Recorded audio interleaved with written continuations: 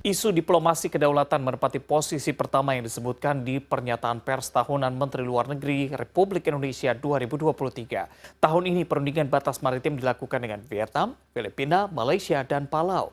Berbagai kemajuan telah dicapai antara lain ditandatanganinya kesepakatan batasan ZEE Indonesia-Vietnam setelah perundingan selama 12 tahun. Apa yang melatar belakangi perjalanan perundingan kesepakatan ZEE atau Zona Ekonomi Eksklusif Indonesia-Vietnam selama 12 tahun Desember 2022 lalu. Berikut cuplikan wawancara produser lapangan Vida Nabila dengan Direktur Jenderal Hukum dan Perjanjian Internasional El Lamrih Jinangkung berikut ini. Mengawali tahun 2023 dengan pembahasan yang cukup seksi nih Pak, terkait dengan hukum dan perjanjian internasional 2023. Tadi sempat dibahas terkait dengan kedaulatan, perlindungan kedaulatan terutama di beberapa negara, salah satunya di Vietnam, Filipina. Ada garis bawah yang saya tadi highlight terkait dengan waktu yang dihabiskan ada 12 tahun, terutama dengan Vietnam. Apa sih Pak yang membuat alot nih Pak sampai menghabiskan waktu 12 tahun dalam isu ini Pak? Terima kasih. Ya, 12 tahun, kenapa perlu waktu 12 tahun? Sebenarnya 12 tahun bukan waktu yang baku ya. Karena ada perjanjian yang relatif singkat, ada perjanjian yang kita lakukan dengan waktu yang lebih lama dari 12 tahun, itu terjadi. Tapi kenapa 12 tahun? Karena kalau perjanjian perbatasan, ini kan kita bicara mengenai aspek hukum, UNCLOS terutama sebagai dasar, implementasi UNCLOS, dan kemudian ada berbagai ilmu pendukung untuk menetapkan garisnya dan sebagainya.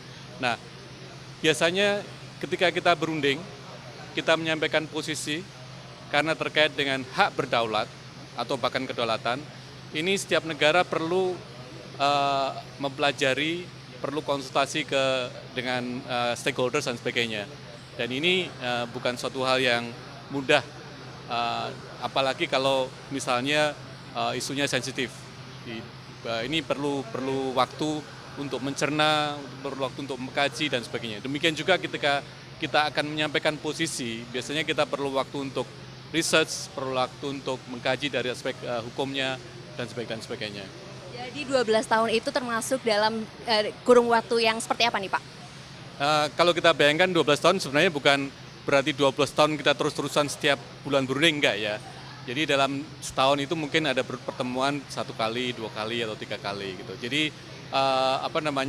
tidak intens 12 tahun. Makanya ketika ada sesuatu mungkin kedua belah pihak sepakat, oke, ini isunya kita perlu undapkan, kita perlu waktu untuk konsultasi domestik. Makanya perlu waktu panjang. Dengan satu negara tetangga yang kita punya kesamaan, sama-sama negara kepulauan, misalnya, karena prinsip hukumnya sudah sama, posisi dasarnya sudah sama, itu bisa relatif lebih cepat. Tapi ya, kenapa? Saya dijamin itu. Sudah terjadi kan ada 12 tahun. Ada yang lebih cepat dari 12 tahun. Contohnya dengan Filipina gitu, karena dua-duanya kan negara kepulauan. Kita bicara mengenai ZEE di Filipina ya, yang akan datang kemudian landas kontinen. Gitu. Dalam isu kedaulatan ini, Indonesia di satu tahun terakhir dan tahun ini berada di panggung internasional yang memegang posisi yang cukup diperhitungkan di panggung internasional, yaitu menjadi keketuaan G20 dan juga ASEAN. Seberapa pengaruh sih Pak untuk posisi Indonesia di panggung tersebut dalam membahas isu kedaulatan ini Pak? Ya, kedaulatan itu satu prinsip yang fundamental, yang dasar dari sebuah negara. Kan salah satu elemen negara kan adanya kedaulatan. Dan biasanya untuk isu kedaulatan ini tidak pernah ada kompromi. Jadi baik negara besar, negara kecil, semuanya menganggap kedaulatan suatu elemen penting yang tidak akan mudah dipengaruhi dan sebagainya. Jadi ketika Indonesia berunding dengan negara tetangga, meskipun Indonesia ketua ASEAN, ketua G20 dan sebagainya, tapi kita berunding secara bilateral dengan dua negara, merundingkan mengenai isu garis, di mana batas antara kita dua negara, sehingga biasanya pengaruh dari luar itu kita usahakan tidak masuk ke dalam proses perundingan ini. Gitu. Jadi memang benar-benar bilateral. Kita tidak ingin dicampuri untuk urusan ini, dan kita tidak ingin mencampuri negara lain dalam proses. Itu ada soft diplomasi juga yang diterapkan ya Pak ya Pak. Apa analogi yang bisa disampaikan terkait dengan soft diplomasi yang dilakukan Indonesia dalam isu kedaulatan ini Pak? Baik, untuk batas maritim, salah satu prinsip dasar guidelines untuk perundingan perbatasan maritim adalah UNCLOS.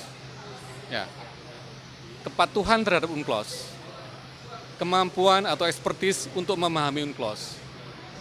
Ini menjadi modal yang besar bagi kita. Indonesia selalu konsisten terhadap UNCLOS.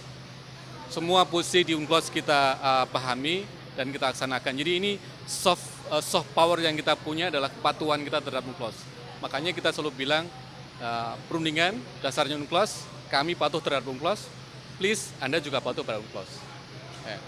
UNCLOS 1982 dan Indonesia tetap pada stick pada peraturan itu ya Pak. Lalu untuk 2023 ke depan, kalau misalnya kemarin 2022 menjadi tahun yang menantang dan 2023 mendatang diharapkan menjadi tahun yang jauh lebih damai. Apa nanti untuk tahun 2023 nih Pak? Ya, khusus untuk perbatasan ini saya bisa sampaikan bahwa Kemlu nggak sendiri ya. Kita punya tim perundingan batas maritim, tim Intercam yang saya boleh sampaikan relatif solid, kompak. Jadi untuk ke depan, ini satu hal yang tetap harus kita pertahankan, upayakan untuk semakin ditingkatkan. Bagaimana untuk menghadapi perundingan-perundingan yang akan datang. Pertama, tim yang solid. Ya. Kedua, expertise, terutama hukum laut, UNCLOS. Ini yang harus kita tingkatkan, capacity building untuk semua anggota tim. Dan tentunya arahan policy yang jelas dari pemerintah. Ini akan mendukung tim untuk bisa berunding dengan baik.